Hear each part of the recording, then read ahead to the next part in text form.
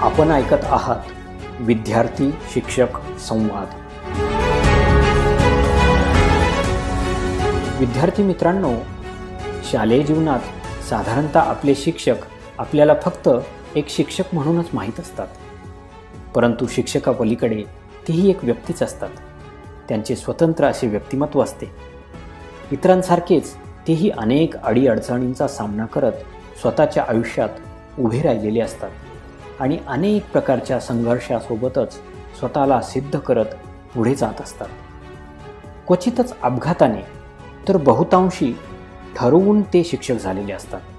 त्यामागची त्यांची भूमिका काय असते, आपले शिक्षक कुठे शिकले असतील, त्यावेळी त्यांची शाळा कशी असेल, त्यांचे शिक्षक कसे असतील, त्यावेळी त्यांचे गुरुजी अथवा बाई त्यांना शिक्षा करत असतील का, असे एक ना अनेक प्रश्न बहुतेक विद्यार्थ्यांच्या मनात असतात। परंतु शालेय जीवनात त्यांची उत्तर मिळवायची मात्र राहून जातात। पुढे शिक्षण, नोकरी, व्यवसाय, कुटुंब अशा अनेक जबाबदाऱ्या पार पाडण्यात बराच काळ जातो। आपली पुढची पिढी त्यांचे शिक्षण सुरू असताना नकळत आपल्याला आपल्या शालेय जीवनाची आठवण होते। आपली शाळा आठवते आणि आठवतात ते आपले शिक्षक। परंतु यावेळी प्रश्न मात्र वेगळे असतात। आपले शिक्षक कुठे असतील, काय करत असतील, कसे असतील? खरं तर हे सगळे प्रश्न म्हणजे केवळ एक माध्यम असतं। खरं असतं ते हे की आपल्याला आपल्या शिक्षकांची आतून खूप आठवण झालेली असते। त्यांच्या नजरेचा ओझरता का होईना, पण एक स्पर्श आपल्याला हवा असतो। त्यांचा आवाज ऐकण्यासाठी आपले कान आसुसलेले असतात। मग विचार कसला करताय? उचला फोन, बोला आपल्या शिक्षकांशी आणि दोघांच्या संमतीने तो रेकॉर्ड करा आणि आपला विद्यार्थी शिक्षक संवाद पाठवा आमच्याकडे। विद्यार्थी शिक्षक संवाद व्यासपीठाची निर्मिती करण्यामागे विद्यार्थी शिक्षक यामध्ये असलेलं पवित्र नातं नवीन पिढीला कळावं, वृद्धिंगत व्हावं ही सद्भावना आहे। आता पूर्वीसारखे विद्यार्थी राहिले नाहीत, आता पूर्वीसारखे शिक्षकही राहिले नाहीत अशी ओरड आपल्याला सर्वत्र ऐकायला येते, हो की नाही? हल्ली विद्यार्थी शिक्षकांचं असलेलं पवित्र नातं प्रतिस्पर्ध्यामध्ये तर शिक्षक आणि पालक हा संबंध जवळजवळ शत्रुत्वात परावर्तित झालाय की काय असं वाटतं। यावर उत्तर काय? तर विद्यार्थी शिक्षक यामध्ये असलेलं पवित्र नातं हे नवीन विद्यार्थी शिक्षक पिढीमध्ये रुजवणे, वृद्धिंगत करणे हे होय। इतिहास सांगतो की प्रत्येक व्यक्तीच्या जीवनामध्ये शिक्षकाची भूमिका खूप मोठी आणि महत्त्वाची असते। अनेक थोरा मोठ्यांची यासाठी उदाहरणं आहेत। विद्यार्थी शिक्षक संवाद या व्यासपीठामध्ये कोणीही विद्यार्थी, कोणीही शिक्षक कुठूनही केव्हाही सहभागी होऊ शकतो। त्यासाठी विद्यार्थ्याने फक्त आपला फोन उचलावा आणि आपल्या आवडत्या शिक्षकास फोन करावा। तास अर्धा तास मन मोकळ्या गप्पा माराव्यात। हां, फोन सुरू असताना मात्र दोघांच्या परवानगीने कॉल रेकॉर्डर सुरू ठेवावा आणि सर्वात शेवटी रेकॉर्ड केलेली ती फाईल विद्यार्थी शिक्षक संवाद या व्यासपीठाकडे पाठवावी। योग्य त्या काळजीसह आणि अर्थातच आपल्या परवानगीसह आपला तो विद्यार्थी शिक्षक संवाद या विद्यार्थी शिक्षक व्यासपीठावर आपल्या सर्व विद्यार्थी बांधवांसाठी प्रसारित केला जाईल। आपण ऐकत आहात विद्यार्थी शिक्षक संवाद। माझ्यासोबत आहेत माझे आवडते आणि ज्यांनी खरं तर माझं जीवन बदलवलं, माझ्या जीवनाला एक नवीन दिशा दिली। ती कशी आणि का हे मी पुढे ओघाने सांगेलच, परंतु असे माझे आवडते HS कुलकर्णी सर म्हणजेच हेमंत शामराव कुलकर्णी सर। त्यांचं एक विलक्षण असं आणि आगळं वेगळं जे काही व्यक्तिमत्व आहे ते माझ्या मनाला खूप भावलं। तर आपण सर्व मिळून सरांशी आता हितगुज साधूयात। सर नमस्कार। नमस्कार सर, आज मला आपल्याशी बोलताना अतिशय आनंद होतो आहे, कारण मला आठवतं की 1995 ते 98 या काळामध्ये मी शासकीय तंत्रनिकेतन अहमदनगर येथे इन्स्ट्रुमेंटेशन या शाखेमध्ये शिकत असताना आपण इलेक्ट्रिकल इंजिनिअरिंग हा विषय आम्हाला शिकवायचे. आणि मला आपण जसं सांगितलं तसं 1994 ते 97 या काळात आपण तिथे होतात. आज हा संवाद साधण्याचं कारण आपल्याबद्दल थोडं जाणून घ्यावं, आपल्या आवडीनिवडी, त्याचबरोबर आपलं बालपण कसं गेलं, आपण शिक्षण कुठे कसं घेतलं, त्यावेळची आर्थिक सामाजिक परिस्थिती काय होती आणि आजच्या नवीन पिढीला त्यातून काय शिक्षण मिळू शकेल, असा सगळा हा मानस आहे. सर, मला आज आपल्याशी बोलताना पहिलं असं मला विचारावं वाटेल की आज आपल्या दिवसाची सुरुवात कशी झाली? साधारणपणे मागची 15 वर्ष माझ्या दिवसाची सुरुवात पहाटे 4 वाजता होती. 4 वाजता उठून स्वच्छ झाल्यावर मी 1 तास प्राणायामसाठी देतो. त्यानंतर स्नान वगैरे करून देवपूजा, ग्रंथ वाचन, धार्मिक ग्रंथाचं आणि जीव जागतिक हे कार्यक्रम साधारण 3 तास पुढे चालतात, 9 वाजेपर्यंत.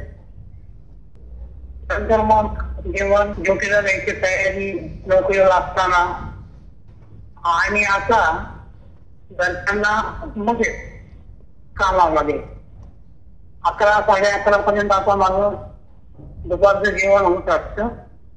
नंतर काही वेळी मी भक्ती मार्गाचा असल्यामुळे ज्ञानेश्वरीवरची प्रवचन ऐकत असतो दुपारच्या वेळेला आणि 2 ते 4 विश्रांती घेतो. 4 वाजता उठल्यावर चहा पाणी झाला की 1 तासभर गच्चीवर फिरतो. कोरोना काळ असल्यामुळे गच्चीवर फिरल्यानंतर खाली येऊन 6:15 कीर्तन लागतं टीव्हीवर, ते कीर्तन ऐकतो. कीर्तन झाल्यानंतर जेवण खाण करून मग काही वेळ मालिका पाहतो आणि बरोबर 10 वाजता 9:30 ते 10 या दरम्यान झोपतो. पुन्हा पहाटे 4ला उठतो. असं 8 तास झोप, काही वेळ टीव्ही पाहणे, काही वेळ आध्यात्मिक प्रवचन ऐकणे, काही वेळ ग्रंथ वाचन करणे, याच्यामध्ये सध्या निवृत्ती झाल्यानंतरचा माझा वेळ जातो. वा, अतिशय सुंदर. सर, हे ऐकून मला अतिशय आनंद झाला की आपण निवृत्ती नंतरच नाही तर गेले 15-20 वर्षापासून अशाच पद्धतीने आपली दिनचर्या असते आणि अतिशय आध्यात्मिक आणि पवित्र अशा पद्धतीचं जीवन आपण व्यतीत करत आहात. तशाच पद्धतीने आपली दैनंदिनी आहे. योगायोग असा, सकाळी एक पुस्तक वाचत होतो. रॉबिन शर्मा हे त्याचे लेखक आहेत आणि अतिशय नावाजलेलं पुस्तक आहे the monk who sold his Ferrari. त्यामध्ये त्यांनी काही जीवनामध्ये यशस्वी होण्यासाठी म्हणा किंवा अतिशय सुखी जीवन जगण्यासाठी काही मंत्र दिले. त्यामध्ये पहिला मंत्र असा आहे, सकाळी तुम्ही ब्रह्ममुहूर्तावर उठा. Rising at 5 AM each and every morning. Those who get up early are those who get the best from their life, असं त्यांनी म्हटलं आहे. त्यानंतर आपण सांगितलं की आपण प्राणायाम, त्यानंतर काही योगासनं सगळं करतात आणि त्यानंतर वाचायला बसतात, जी आध्यात्मिक पुस्तकं असतात अशी वाचायला बसतात. तर दुसरा मुद्दा यामध्ये दिलेला आहे, तो असा आहे की first 60 minutes devote yourself to settling aside the 60 minutes of your day as your holy hour. म्हणजे अतिशय पवित्र आणि डिवाईन असा तास ज्याला आपण म्हणता येईल तसा तो तुम्ही चांगल्या पुस्तकांच्या सहवासामध्ये, म्हणजे use this period to read from the wisdom literature, to meditate और pray, to reflect on the state of your life and the progress of your dreams in your journal. तर ही 2 सूत्र दिली आहेत आणि त्याच्या पुढे सुद्धा आहार विहार, संतांनीसुद्धा म्हटलं आहे की युक्त आहार विहार हा जर जीवनामध्ये असेल तर माणसाला स्वस्थ जीवन मिळतं. तर याबद्दलचं थोडं जे शहाणपण ज्याला म्हणतो आपण किंवा विजडम जी आहे ती आमच्याबरोबर शेअर कराल तर बरं होईल. शरीरामध्ये कफ, पित्त आणि वात हे तिघांचं संतुलन असणं अत्यंत आवश्यक आहे. तर वात म्हणजे वायू 5 प्रकारचे प्राण आहेत आपल्या शरीरामध्ये. पंचप्राण ऑक्सिजनवर अवलंबून असतात आणि पहाटेच्या वेळेला ओझोन हा वायू त्याच्यामध्ये ऑक्सिजनचं प्रमाण जास्त असतं, O3 ओझोन म्हणजे. आणि तो जसा सूर्योदय होईल, ऊन पडते, तर तसं ऑक्सिजनचं त्या ओझोनचं विघटन होतं आणि तो ओझोन वरती जातो, हलका होऊन. त्यामुळे पुढे दिवसभर आपल्याला मिळणारा ऑक्सिजन आणि सूर्योदयापूर्वी मिळणारा ऑक्सिजन यात फरक आहे. सूर्योदयापूर्वी आपल्याला जास्त प्रमाणात ऑक्सिजन मिळतो आणि हा ऑक्सिजनच आपल्या शरीराच्या चलनवलनाला अत्यंत आवश्यक आहे. आपण त्याला प्राणच म्हणतो आपण त्याला. म्हणून पहाटेच्या वेळेला उठलं की नुसतं आपलं शरीर नाही तर शरीरासोबत आणखी 2 घटक, मन आणि बुद्धी. हे शरीर, मन आणि बुद्धी हे तिन्ही घटक जशी त्यांनी ईश्वरानं आपल्याला दिलेले आहेत ते त्यांच्या मूळ नैसर्गिक रूपामध्ये, कारण निसर्गाचा आपला आत्मा हा आनंदी आहे, त्याला कुठल्याही दुःखाचा स्पर्श नाही. तर त्या आनंदी स्वरूपात राहण्यासाठी या 3 गोष्टी नैसर्गिक वातावरणाशी जुळलेल्या असल्या पाहिजे. आणि ते आपल्याला जर ऑक्सिजन जास्त प्रमाणात मिळाला तर ते सहज शक्य होतं. म्हणून पहाटेच्या वेळेला लवकर उठून जास्तीत जास्त प्रमाणातला ऑक्सिजन आपण आपल्या शरीरामध्ये सामावून घेणं आवश्यक आहे असं मी समजतो. सर, आपण सांगितलं की आपलं जे स्वस्वरूप आहे ते सच्चित आनंद अशा स्वरूपाचा आहे. मुळातच आत्मा हा सत आहे, चित आहे आणि आनंद आहे. आणि त्याला दुःख असं म्हणून काही कुठल्या प्रकारचं खरं तर नाहीच आहे. हा अध्यात्मातला मूळ मंत्र आता आपल्या बोलण्यातून आपण आम्हाला सांगितलं. ही अध्यात्माची ओढ तुम्हाला लागली कशी आणि त्याचं कारण काय? त्याचं मूळ कुठे आहे? घरात आहे, वाचनात आहे, परिसरात आहे? हा चांगला प्रश्न विचारला तुम्ही. लहानपणी मी जसा मूळ ग्रामीण भागातला लातूर जिल्ह्यातील रेणापूर तालुक्यामध्ये मानगाव, त्या गावामध्ये माझी शेती आहे, घर आहे, तिथं आमचे भाऊ असतात सध्या. तर आई वडील लहानपणी त्यांनी जे माझ्यावर संस्कार केले, आई आमच्या गावामध्ये विठ्ठलाचं मंदिर आहे हेमाडपंथी, त्यामुळं आईला मंदिरामध्ये जाण्याची ओढ होती, ती रोज जायची. या काळात म्हणजे 4 महिने चातुर्मासामध्ये तर 4 महिने ती जायची.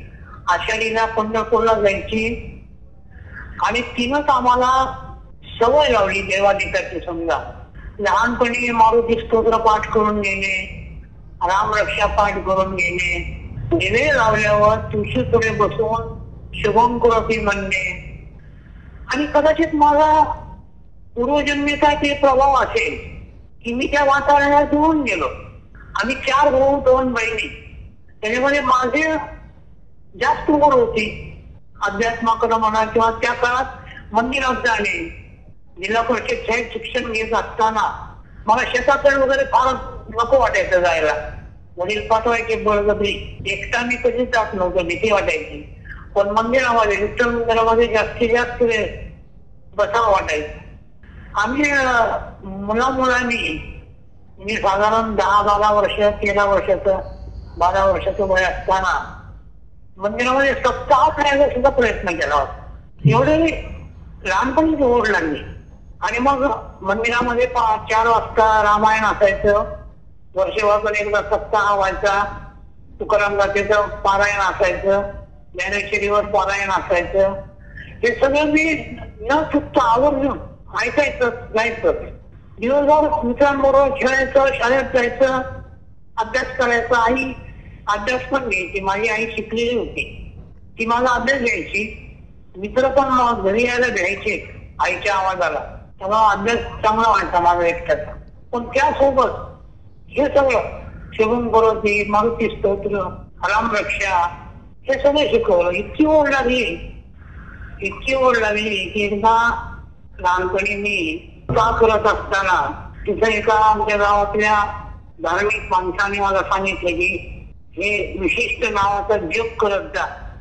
मी सुरू केला मग लहानपणी. आणि एकदा माझ्या स्वप्नामध्ये अध्यक्ष विठ्ठलाचं दर्शन झालं. असा मी भक्ती मार्गाला लहानपणीच लागलो. पण हे पाहून आमच्या मोठे बंधू वडील यांनी असा निर्णय घेतला की याला आता भौतिक गोष्टीकडे जास्त आणलं पाहिजे आपण. म्हणून मग मला गावातून बाहेर काढलं आणि 8वी पासून उदगीरला ठेवलं शिकायला. आणि मग 8वी 9वी उदगीर केलं, 10वी औरंगाबाद, 11वी 12वी आणि इंजिनिअरिंग पूर्ण औरंगाबादलाच केलं. पण मला लहानपणीच अध्यात्माची ओढ लागली. अशा पद्धतीने मला भक्ती मार्गाचा प्रवास. बहुत सुकृताची जोडी म्हणून विठ्ठली आवडी. आणि आपण म्हणालात की पूर्वजन्मीचं काही असेल ज्यामुळे तुम्हाला पुढे अध्यात्माची ओढ लागली आणि घरामध्ये आध्यात्मिक वातावरण लहानपणापासूनच होतं, संस्कार होते. आपल्याकडे आजही समजतात की आध्यात्मिक ओढ थोडी लागली की कदाचित याच्या आयुष्याचं नुकसान होईल की काय असं वाटतं, घरच्यांना काळजी वाटते. त्याप्रमाणे तुम्हाला दुसऱ्या गावात त्यांनी पाठवलं. हां, आणि ती उदगीरची शाळा म्हणजे त्या शाळेचं माध्यम काय होतं? खाजगी होती की शासकीय होती? आणि तिथले शिक्षक किंवा ते शाळेचं एकंदरीत स्वरूप आणि ते गावाची थोडी माहिती आम्हाला आपल्याकडून ऐकायला आवडेल. 7वीपर्यंत मी माझ्या गावी होतो. माझ्या गावाची त्यावेळेसची वस्ती साधारण 10 ते 12,000 लोक वस्ती होती. 8वीला मी उदगीरला गेलो. 8वी आणि 9वी 2 वर्ष. तर ती शाळा सुद्धा संस्था होती. ती गावी मी पानगावला जिल्हा परिषद शाळेत शिकलो. 8वी 9वीला संस्थेमध्ये गेलो. श्यामलाल विद्यालय म्हणून आहे. हैदराबाद मुक्ती संग्रामाचे सेनानी श्यामलाल म्हणून होते, त्यांच्या नावे ती संस्था आहे. इंग्रजी माध्यम पहिल्यांदा सुरू होत होतं आणि आमचे बंधू, आमचे चुलते यांच्या आग्रहाने मी इंग्रजी माध्यमात प्रवेश घेतला 8वी आणि 9वी. आमचे बंधू अभियांत्रिकीला लागले औरंगाबादला, गव्हर्नमेंट इंजिनिअरिंग कॉलेज. त्यामुळे त्यांच्यासोबत मी पण 10वीला औरंगाबादला गेलो. तिथली जी प्रतियश संस्था आहे सरस्वती विद्यालय, त्या सरस्वती विद्यालयामध्ये मी 10वीचं शिक्षण घेतलं इंग्रजी माध्यमातूनच.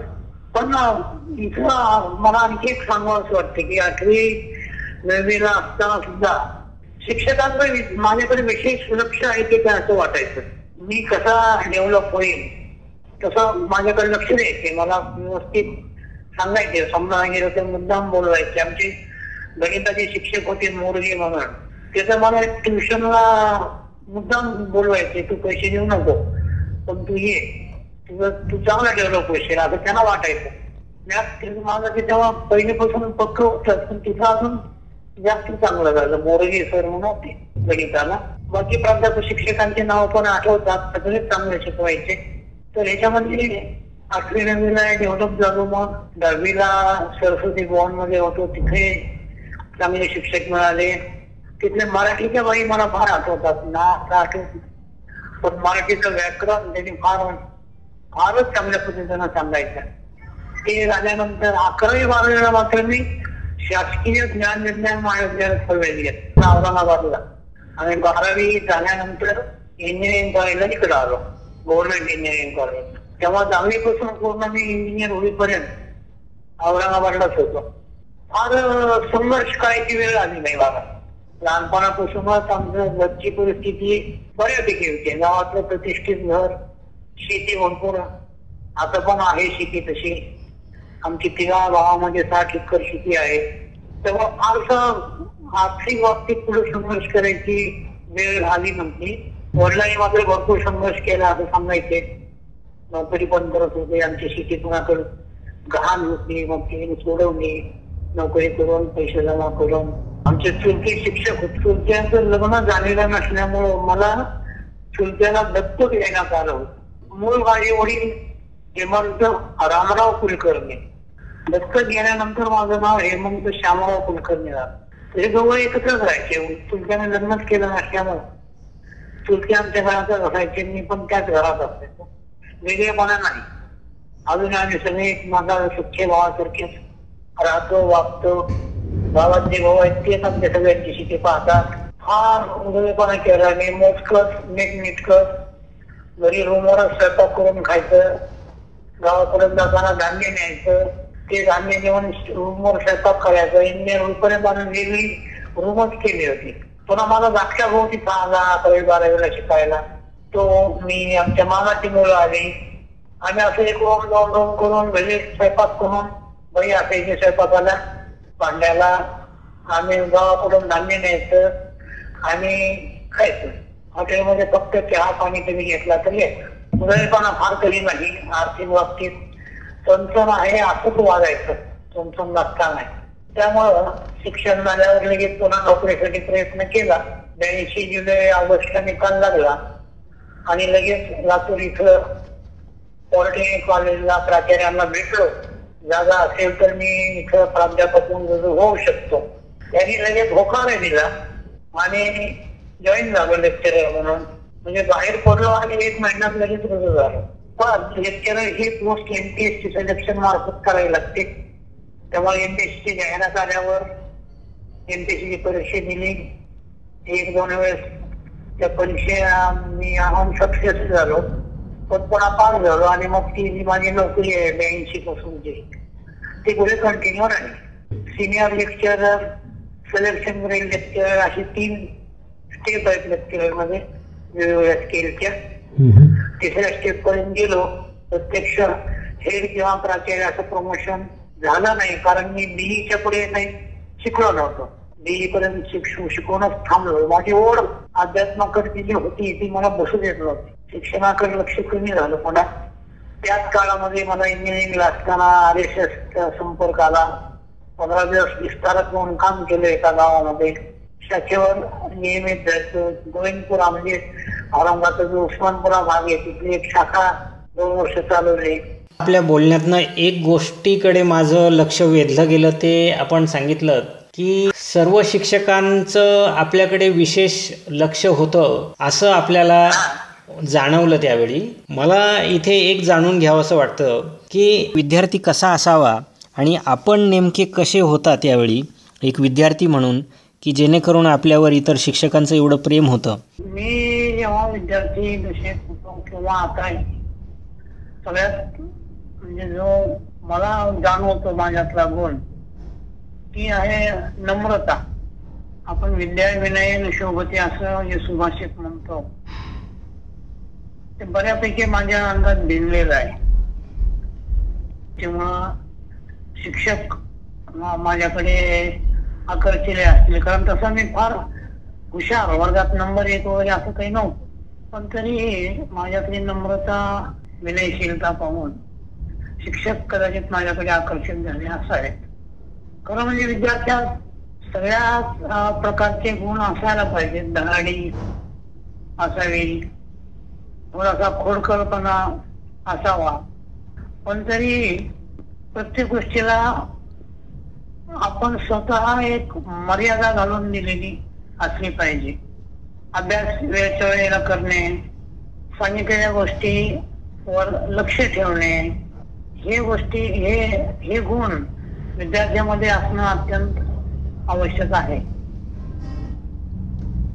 आता पुढे शालेय शिक्षणानंतर आपण इलेक्ट्रिकल इंजिनिअरिंगला म्हणजे 12वी सायन्स नंतर इलेक्ट्रिकल इंजिनिअरिंगला आपण ॲडमिशन घेतली.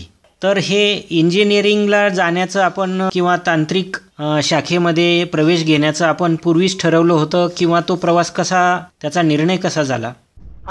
त्या निर्णयाकडे जाण्यासाठी मला पुन्हा लहानपणापासून त्या काही गोष्टी सांगायच्या होत्या. आम्ही तसे 4 भाऊ, पण आमच्या 3 भावांच्या बाबतीत लहान होता चौथा फारच. तेव्हा आमच्या 3घांच्या बाबतीत पहिल्यापासून घरात आई वडील वगैरे म्हणायचे की एक इंजिनियर, एक वकील आणि एक डॉक्टर. तेव्हा मला डॉक्टर व्हावं असं सगळ्यांचा आग्रह असायचा. मग मी तसं 11वी-12वीला जनरल ग्रुप घेतला होता. मेडिकलकडे जावं असे विचाराने, आणि ऍडमिशन फॉर्म मेडिकल आणि इंजिनिअरिंग दोन्हीकडे भरले होते. पण मेडिकलला नंबर नाही लागला.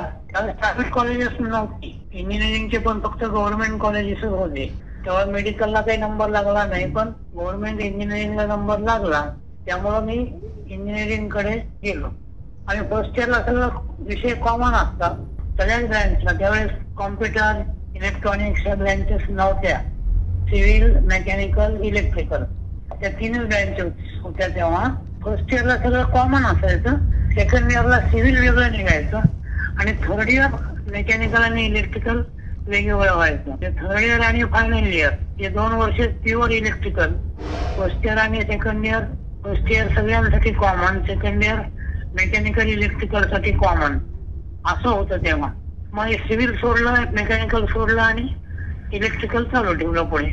अशा पद्धतीनं इलेक्ट्रिकल इंजिनियर झालो. मग आणि एकदा इंजिनियर झाल्याच्या नंतर पहिल्या नोकरीबद्दलचा तुमचा काय अनुभव आहे?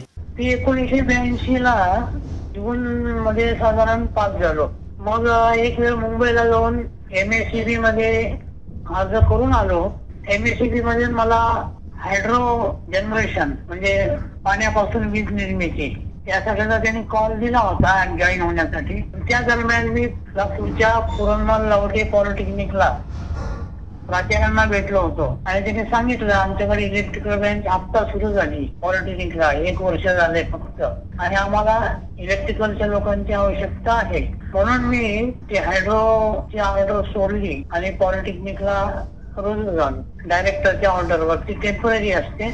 MPSC सिलेक्शन झाल्यावर परमनंट होत असतं. त्यानुसार मी ऑगस्ट मध्ये पॉलिटेक्निकला पिरियड बेसिसवर केलो आणि ऑक्टोबर पासून DTची ऑर्डर घेऊन जॉईन झालो.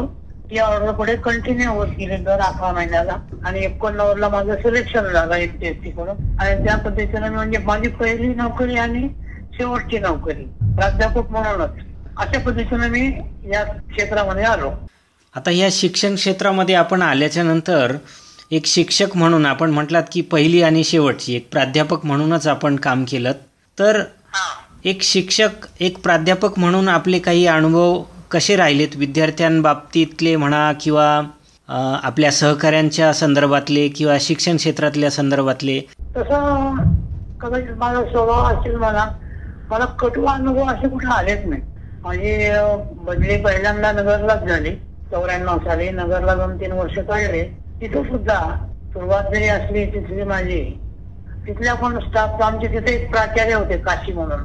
ते माझा स्वभाव बघून कदाचित म्हणले असतील ते मला एकदा असं म्हणाले की सर तुम्ही रामदास स्वामीचा जो आश्रम आहे तिथं जाऊन बसत जा, तिथं जाऊन तुम्ही ध्यान धारणा वगैरे करत जा.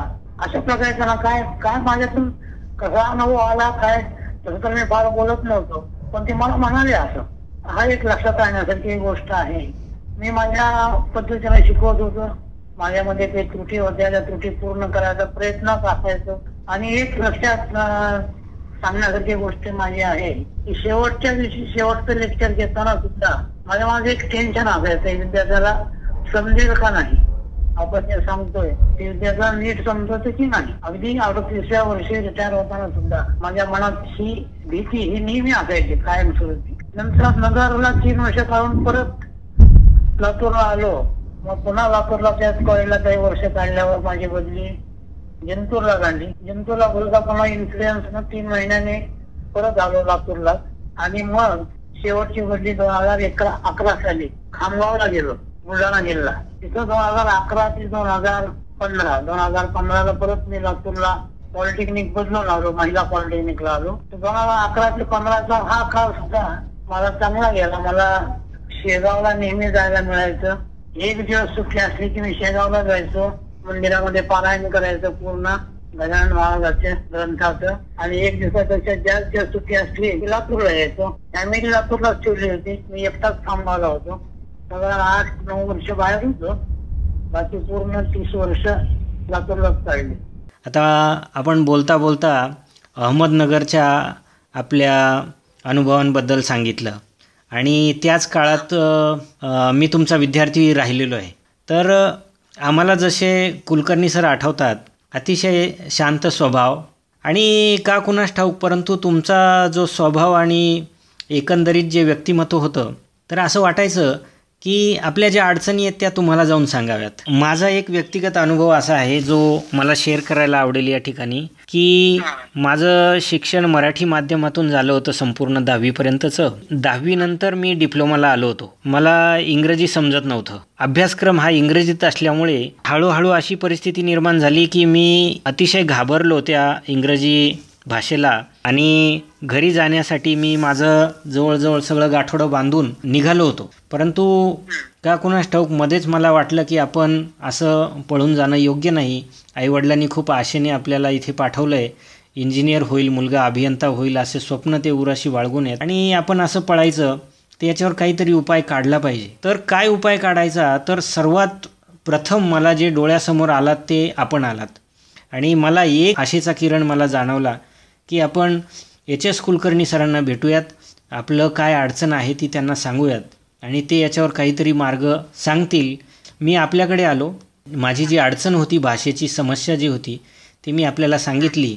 मला आठवतं आहे आपण स्वतःचा शब्दकोश आपल्या त्या कपाटातून काढून मला दिला होता आणि सांगितलं की हे शब्दकोश वापर आणि त्याच्यामध्ये जे शब्द आहेत त्याचा अभ्यास कर, तुला भाषा हळूहळू कळेल. इंग्रजी एवढं काही अवघड नाही, त्याचं एवढं भीती बाळगायचं काही कारण नाही. आणि ज्या प्रेमाने ज्या मायेने आपण सांगितलं त्याचा माझ्यावर परिणाम झाला त्या शब्दांचा. त्याच्यानंतर मी वर्षभर ते शब्दकोश वापरला. वर्गामध्ये लिहून ठेवलेले शब्द, ऐकायला आलेले शब्द मी खोलीवरती जाऊन बघायचो. त्यातनं माझी भाषा सुधारत गेली आणि त्यामुळे मला एक प्रकारचा आत्मविश्वास निर्माण झाला. फक्त एकमेव आपल्या त्या सत्कृत्यामुळे आणि आपल्या त्या सद्भावनेमुळे, त्या मार्गदर्शनामुळे मी इंजिनियर होऊ शकलो आणि पुढे माझ्या आयुष्याला जे काही वळण मिळालं ते आपल्या त्या एक छोट्याशा कृतीमुळे मिळालं. माझ्याकडे मुलं येतात विचारायला. बरं, माझे असे 4-5 अनुभव लक्षात राहिलेले आहेत. पण इथं पॉलिटेक्निकला असताना एक विद्यार्थी काय ॲब्सेंट असायचा, परळी इथं राहणारा. त्याचे वडील आले माझ्याकडं आणि ते मला म्हणाले की त्याला तो ॲब्सेंट राहतो, त्याला नकोच वाटते लातूर राहायला, गावीच राहायचं म्हणते परळीला आई वडिलाकडं. मग मी त्या मुलाच्या वडिलाला सांगितलं की तुम्ही त्याला 1 वर्ष तुमच्याकडेच ठेवा, आता तुमचं ऍडमिशन कॅन्सल करू नका आणि पुढच्या वर्षी पुन्हा त्याला फ्रेश पाठवायचं. आणि तसं झालं. त्यांनी त्याला 1 वर्ष ठेवलं घरी. पुढच्या वर्षी पाठवलं तर तो डिप्लोमा तर झालाच चांगल्या मार्कानं, गव्हर्नमेंट इंजिनिअरिंगला नंबर लागला, इंजिनियर झाला आणि पुन्हा मला ते कळत नाही, पण तो पुढे चांगल्या पदावर कुठेतरी आहे असं कळतंय फक्त. बाकी नंतर ते संपर्क नाही. नंतर एक विद्यार्थीने ती मुलगी माझ्याकडे आली, म्हणाली सर मला तुम्हाला बोलायचं.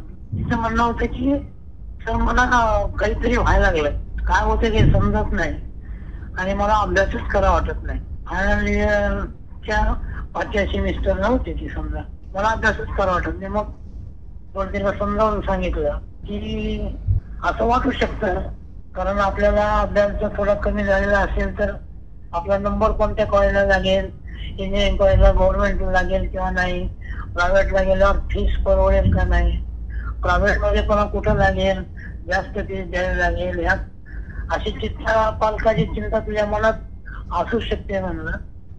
पण तू असं सोडून देऊ नकोस, तू तुझा प्रयत्न चालू ठेव म्हणलं.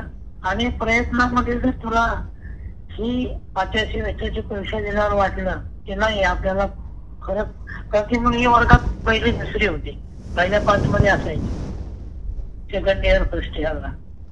त्यामुळं तिला म्हणलं की तू एवढे ही सेमिस्टर मी सांगितल्याप्रमाणे तू फक्त अभ्यासात लक्ष घाल, अभ्यास कर आणि पहा काय होतंय ते, मार्क कसे पडतील 5व्या सेमिस्टर. आणि त्याच्यानंतर ठरव म्हणलं की तुला हे पुढची सेमिस्टर द्यायची का 1 वर्ष गॅप घ्यायचा. आणि मग ती कदाचित ऐकलं असेल त्याला आणि पुन्हा 5वी सेमिस्टर झाल्यावर पुन्हा मला भेटली.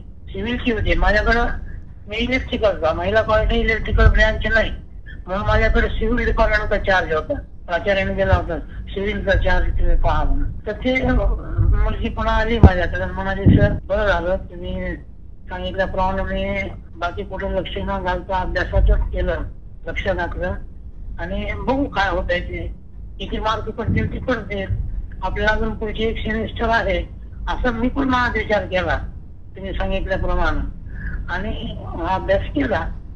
तर मला आता चांगले मार्क पडलेत आणि माझ्यामध्ये कॉन्फिडन्स आलाय. मी 6 वर्ष करणार आहे आणि चांगल्या मार्कांना पास होईल याची मला आता खात्री झालेली आहे.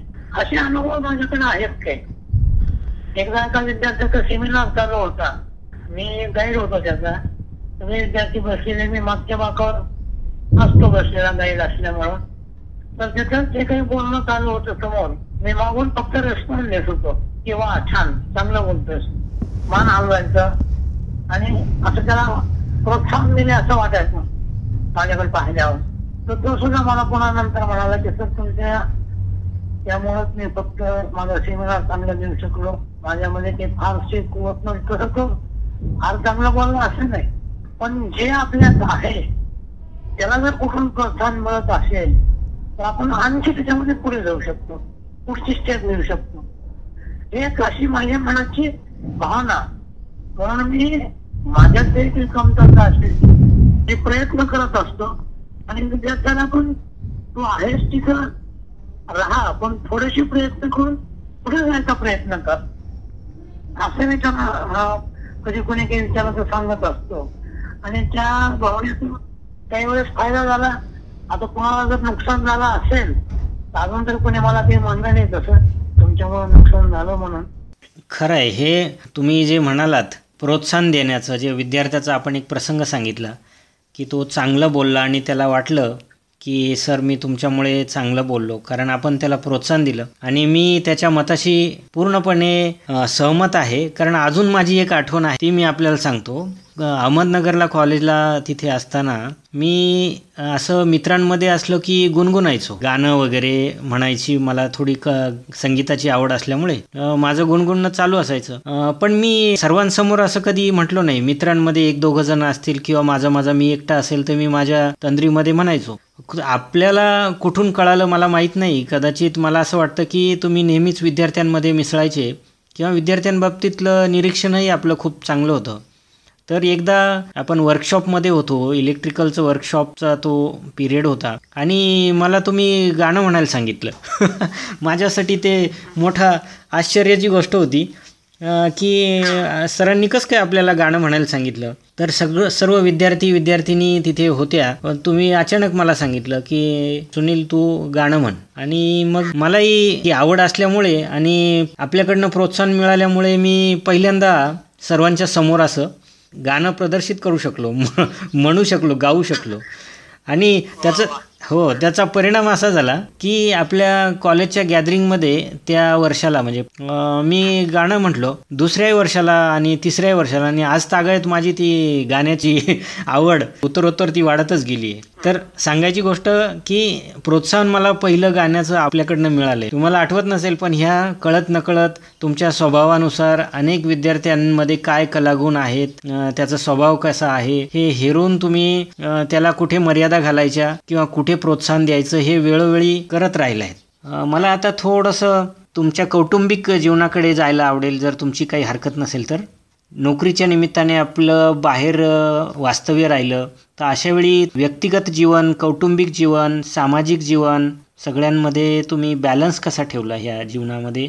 कुटुंबामध्ये 2 चाकं असतात, पती आणि पत्नी, आणि दोघांचं बॅलन्स जर असेल तरच हे कुटुंब व्यवस्थित चालतं. त्याच्यामध्ये कार्याची विभागणी आहे. कुटुंब म्हणजे नवरा बायको, लेकरं, आई वडील आणि नातेवाईक, पुन्हा आपलं गाव, पुन्हा आपला समाज, पुन्हा आपला तालुका, जिल्हा, देश. जशी माझी पत्नी सुद्धा MA सोशिओलॉजी आहे 1986-87, पण नोकरी न करता तिनं कुटुंबासाठी पूर्ण स्वतःचं आयुष्य दिलेलं आहे. घरचा गाडा पूर्णपणे तीच सांभाळते. माझा फक्त आर्थिक आधार आणि पुरुष म्हणून घरामध्ये जे कर्तव्य आहे ते कर्तव्य पूर्ण पार पाडणं. इकडं मुलींचं 2 मुली आणि 1 मुलगा. मला दोन्ही मुली झालेल्या आहेत. एक ME कॉम्प्युटर, एक ME IT. पण दुर्दैव असं माझी नंबर 2 ची मुलगी ME कॉम्प्युटर नेटवर्किंग झाल्यानंतर इथल्या त्या इंजिनिअरिंग कॉलेजला प्राध्यापक म्हणून लागले आणि दुर्दैवानं तिला कर्करोगाने ग्रासलं. 2015 ते 2019 औषधोपचार. तिच्याकडे भयंकर धैर्य होतं, पण म्हणजे आजारी असं दाखवून देत नव्हती. औषध पाणी चालू असायचं पण तरी नोकरी ठामपणे करायची. तुम्हाला कदाचित आठवत असेल मिली नावाचा चित्रपट. हो. त्या मिली नावाच्या चित्रपटामध्ये त्या हिरोईनला कर्करोगच होता. ते सगळ्याची कशी असंच खेळत राहायचे, स्वतःचा त्रास दुसऱ्याला न दाखवता. आई वडिलांना अजिबात त्रास होणार नाही, माझं दुःख मी दुसऱ्याला दाखवणार नाही, आई वडिलांना त्रास होणार नाही, असं तिनं वागत केली शेवटपर्यंत. आणि फक्त शेवटचा 1 महिना तिच्या अंथरुणावर होते. आम्ही तिला मुलीचे समजत नव्हतो, मुलगाच समजायचो. कार ड्रायव्हिंग, कार घेऊन कॉलेजला जायची, मला कार मध्ये कॉलेजला नेऊन सोडायची, आणायची, आजारी असताना सुद्धा. आणि शेवटी काळाला घाला घातलाच तिला. 2 दिवस आधी तिच्या लक्षात आले होतं कदाचित.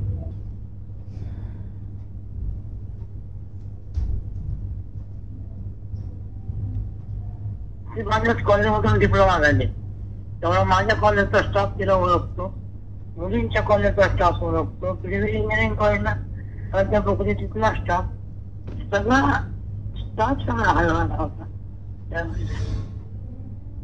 आमच्या दुःखावर हुंकर घालायला आले होते सगळेच लोक त्या काळात. आम्ही खंतवान झालो, आम्ही काही करू शकलो नाही. कर्करोगाचा आजार उशिरा लक्षात आल्यामुळं तो एक दुःखद प्रसंग आहे. बाकी आता लहान मुलगा आहे, तो इंजिनियर झालाय मेकॅनिकल. आता IGTR मध्ये सध्या कोर्स करतोय 1 वर्षाचा औरंगाबादला. BE मेकॅनिकल आहे. कमीच पार्श्वभूमी सध्या अशी आहे. आमचं सध्या 4 रूमचं घर बांधलेलं आहे. गावाकडे शेती आहे, घर आहे, भाऊ आहेत, बहिणी आहेत, पुतण्या, त्यांची मुलं, सगळे दोघे मोठे असल्यामुळे ते सगळ्यामध्ये तसे एकत्रच असतो, एकमेकाला आधार देत असतो. सर्वात महत्त्वाचं म्हणजे बाहेर राहून सुद्धा तुम्ही विशेषतः मुलींना आणि मुलांना उच्च शिक्षित केलं. मला आता एक विचारावंसं वाटतं, शेवटी हे सगळं आपलं शिक्षण, त्याच्यानंतर आध्यात्मिक वाटचाल, एक प्राध्यापक म्हणून आपलं जीवनकार्य, यामध्ये तुमचे व्यक्तिगत आवडी किंवा छंद असे काय आहेत जे तुम्ही जोपासता आहात किंवा राहून गेले असं तुम्हाला वाटतंय? प्रपंचामध्ये मला फारसे छंद नव्हते. वाचनाची आवड आणि नामस्मरण. आता हे मोबाईलचा काळ आल्यामुळे मी वाचनापेक्षा युट्यूबवरचे प्रवचन, आध्यात्मिक याकडे जास्त कल आहे सध्या तरी. आणि नामस्मरण तसा छंद काही काळामध्ये थोडस कबड्डी, क्रिकेट खेळामध्ये थोडस भाग घ्यायचो, तेवढा शाळा कॉलेजमध्ये. पण असा छंद म्हणून कुठला नव्हता. नामस्मरण मात्र लहानपणी जे मला त्याचं आकर्षण निर्माण झालं आणि त्यामध्ये मी जे गुंतलो ते सुटलंच नाही, सुटणारे नाही. त्याच्यातच मला आनंद वाटतो, समाधान मिळतं. तेव्हा मी एकटा असल्याकडे एकटा आहे म्हणून मला कधी काही जाणवत नाही. एकटा असलं तरी बरं वाटतं, छान एकटा आहे ना, करा आता नामस्मरण म्हणून चांगलं आहे. सर, आता आधुनिक तंत्रज्ञान युगामध्ये शिक्षण पद्धतीमध्ये बरेच बदल झालेत, शिक्षणामध्ये बदल झालेत, अभ्यासक्रमात बदल झालेत. त्याचप्रमाणे विद्यार्थी, शिक्षक आणि पालक यांच्या मानसिकतेमध्ये सुद्धा बदल होत आहेत. तर शिक्षण क्षेत्राची एकंदरीत परिस्थिती बघून आपल्याला शिक्षक, पालक आणि विद्यार्थी यांना काय सल्ला द्यावा असा वाटतो? शिक्षणामध्ये नीतिमूल्याचं शिक्षण येणं अत्यंत आवश्यक आहे. आत्ता आपल्याकडं थोडं योग शिक्षणामध्ये येत आहे. लोकांना ध्यान धारणा, योग, योगासनं वेगळं, ध्यान धारणा वेगळी. तर हे ध्यान धारणाचं शिक्षण आणि योगासनाचं शिक्षण, योगासनामुळं शरीर चांगलं राहतं, ध्यान धारणेमुळं मन आणि बुद्धी यांच्यावर संस्कार होतात. हे दोन्हीचं शिक्षणामध्ये अंतर्भूत होणं अत्यंत आवश्यक आहे लहानपणापासूनच. आता माझा आपल्या धर्मग्रंथाचा अभ्यास असल्यामुळं भगवद्गीतेचा अर्थसहित अभ्यासक्रम शालेय विद्यार्थ्यापासून सर्वांना मिळाला पाहिजे. ऍक्च्युली भगवद्गीता हे कुठल्या एका जनासाठी नाहीच आहे, पूर्ण मानव जातीसाठी आहे. त्यामुळे एक एक अध्याय असे आहेत, गुणत्रय विभाग योग गुणाचा अध्याय. म्हणजे माणसामध्ये 3 प्रकारचे गुण असतात. म्हणजे का फक्त हिंदू माणसामध्येच असतात का? सगळ्याच माणसामध्ये असतात. हे 3 गुण काय आहेत, त्याच्यामध्ये कोणत्या गुणामध्ये वाढ असली पाहिजे, 3 गुणाचं संकलन कसं करता आलं पाहिजे, हे लहानपणापासून विद्यार्थी जीवनामध्ये शिक्षणामध्ये असलं पाहिजे. तर आपण जे अणुऊर्जा निर्माण करतोय ते अणुऊर्जेचा वापर अणुबॉम्बसाठी न होता अणुऊर्जेचा वापर मनुष्याच्या कल्याणासाठी केला जाऊ शकतो. असं हे आध्यात्मिक शिक्षण तुम्हाला जर नीतिमूल्याचं शिक्षण दिलं, जर आध्यात्मिक शिक्षण दिलं तर विध्वंसाकडे न जात कन्स्ट्रक्शन करा हे आपल्या सगळ्या गोष्टी. आणि मला जर काही लोकांनी लक्षात काय ठेवावं बाबा, तर मला असं वाटतं की सर्वांनी आपल्या जीवनक्रमामध्ये 3 गोष्टी टाळल्या पाहिजेत. एक आहे परस्त्री, 2 आहे परनिंदा आणि तिसरी आहे परधन. या 3 गोष्टी जर टाळल्या तर जगामध्ये सगळीकडे कल्याणच नांदेल, सगळीकडे आनंदच राहील, सगळे समाधानीच राहतील.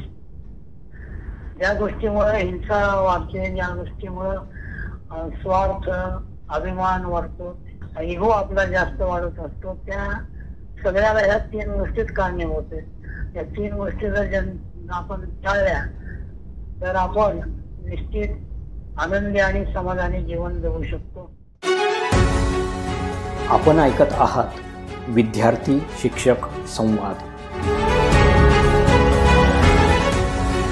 विद्यार्थी मित्रांनो, शालेय जीवनात साधारणतः आपले शिक्षक आपल्याला फक्त एक शिक्षक म्हणूनच माहीत असतात.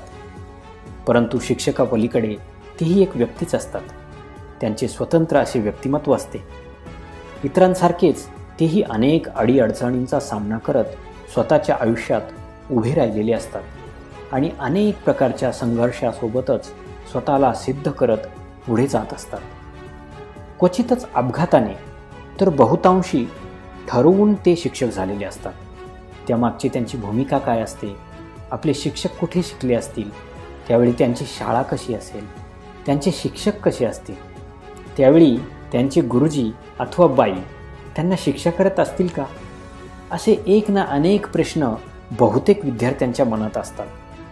परंतु शालेय जीवनात त्यांची उत्तर मिळवायची मात्र राहून जातात. पुढे शिक्षण, नोकरी, व्यवसाय, कुटुंब अशा अनेक जबाबदाऱ्या पार पाडण्यात बराच काळ जातो. आपली पुढची पिढी त्यांचे शिक्षण सुरू असताना नकळत आपल्याला आपल्या शालेय जीवनाची आठवण होते. आपली शाळा आठवते आणि आठवतात ते आपले शिक्षक. परंतु यावेळी प्रश्न मात्र वेगळे असतात. आपले शिक्षक कुठे असतील, काय करत असतील, कसे असतील. खरं तर हे सगळे प्रश्न म्हणजे केवळ एक माध्यम असतं. खरं असतं ते हे की आपल्याला आपल्या शिक्षकांची आतून खूप आठवण झालेली असते. त्यांच्या नजरेचा ओझरता का होईना पण एक स्पर्श आपल्याला हवा असतो. त्यांचा आवाज ऐकण्यासाठी आपले कान आसुसलेले असतात. मग विचार कसला करताय, उचला फोन, बोला आपल्या शिक्षकांशी आणि दोघांच्या संमतीने तो रेकॉर्ड करा आणि आपला विद्यार्थी शिक्षक संवाद पाठवा आमच्याकडे. विद्यार्थी शिक्षक संवाद व्यासपीठाची निर्मिती करण्यामागे विद्यार्थी शिक्षक यामध्ये असलेलं पवित्र नातं नवीन पिढीला कळावं, वृद्धिंगत व्हावं ही सद्भावना आहे. आता पूर्वीसारखे विद्यार्थी राहिले नाहीत, आता पूर्वीसारखे शिक्षकही राहिले नाहीत अशी ओरड आपल्याला सर्वत्र ऐकायला येते, हो की नाही? हल्ली विद्यार्थी शिक्षकांचं असलेलं पवित्र नातं प्रतिस्पर्ध्यामध्ये तर शिक्षक आणि पालक हा संबंध जवळजवळ शत्रुत्वात परावर्तित झालाय की काय असं वाटतं. यावर उत्तर काय, तर विद्यार्थी शिक्षक यामध्ये असलेलं पवित्र नातं हे नवीन विद्यार्थी शिक्षक पिढीमध्ये रुजवणे, वृद्धिंगत करणे हे होय. इतिहास सांगतो की प्रत्येक व्यक्तीच्या जीवनामध्ये शिक्षकाची भूमिका खूप मोठी आणि महत्त्वाची असते. अनेक थोरा मोठ्यांची यासाठी उदाहरणं आहेत. विद्यार्थी शिक्षक संवाद या व्यासपीठामध्ये कोणीही विद्यार्थी, कोणीही शिक्षक कुठूनही केव्हाही सहभागी होऊ शकतो. त्यासाठी विद्यार्थ्याने फक्त आपला फोन उचलावा आणि आपल्या आवडत्या शिक्षकास फोन करावा. तास अर्धा तास मन मोकळ्या गप्पा माराव्यात.